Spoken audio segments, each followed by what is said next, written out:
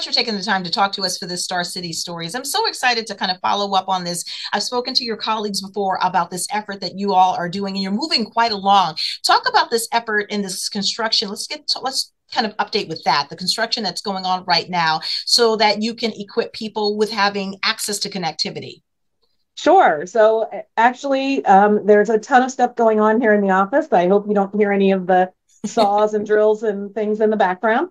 But we are in the process of creating a little set aside area where we can meet with people either individually or in small groups to do technology coaching, to do small group training sessions, but really looking at how we can help older adults and the people who support them make effective use of technology and participate as fully as possible in that sort of online space where so much more is starting to happen. And we thought that a dedicated, sort of safe, comfortable space where folks could come and meet with folks from the agency, our volunteers who provide friendly techie services would be a great way of increasing the digital inclusion and equity in the community.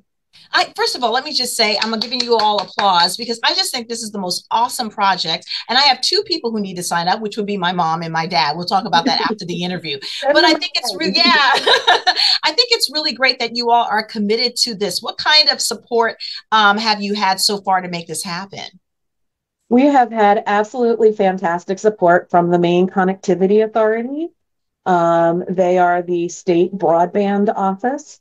And we were incredibly fortunate to receive a grant earlier this year that's enabling the construction as well as the purchase and distribution of devices, which are incredibly important for achieving digital equity as well.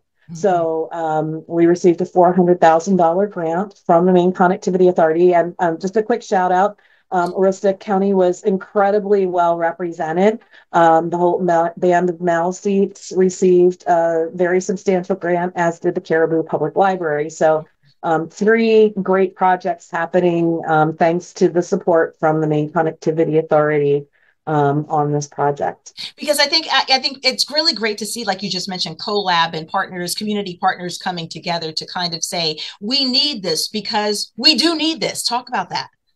Sure. So obviously, we are in a very remote part of the state that has historically been underserved by broadband capacity. That is changing. Lots of people working really hard to make that change happen.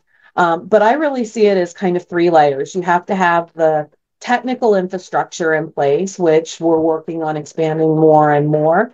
And then you have to have the devices and the support in order to get people to be able to access that infrastructure that you build. And then on top of that, it's the why. It's how do we get people connected to things that are enriching, engaging, that enable them to really participate as actively online as they might in their communities. And especially for older adults, where sometimes transportation or mobility or other issues impact their ability to connect with others. Mhm. Having access, reliable access to high speed internet and the tools and knowledge to be able to make use of that is incredibly important for connecting with family, for being able to do online banking or online shopping, for being able to participate in some of the learning opportunities that exist. So Even it online really, medical appointments, doing a lot of online, telehealth. thank you, Yeah. telehealth, Hmm. so incredibly important.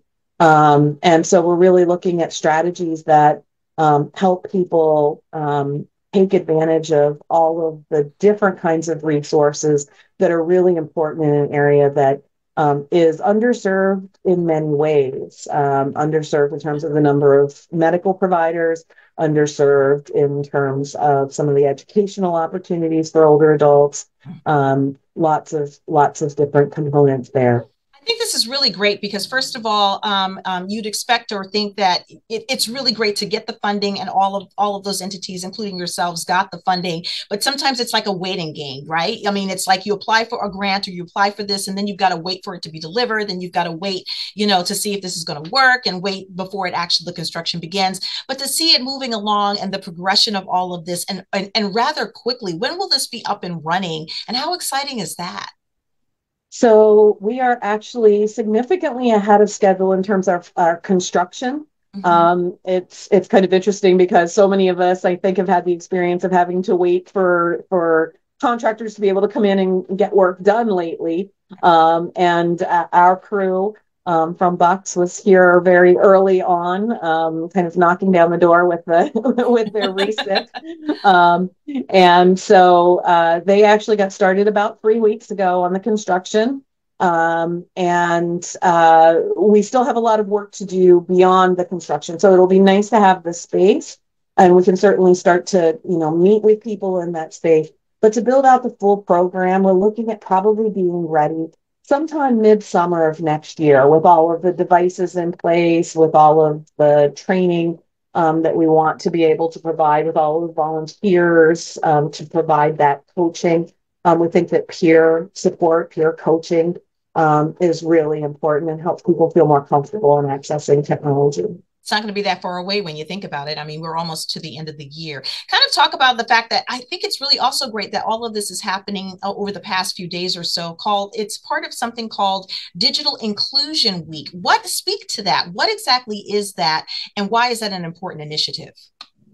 Absolutely. So there is a nationwide digital inclusion initiative and recognition, and Maine's Digital Inclusion Week is started on Friday, the 4th, and will run through this Friday.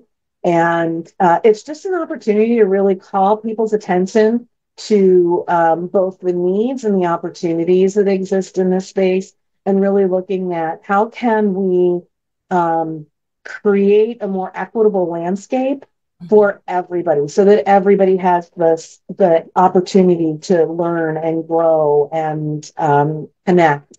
And so being able to focus on that, being able to recognize some of the folks who are leaders in this space.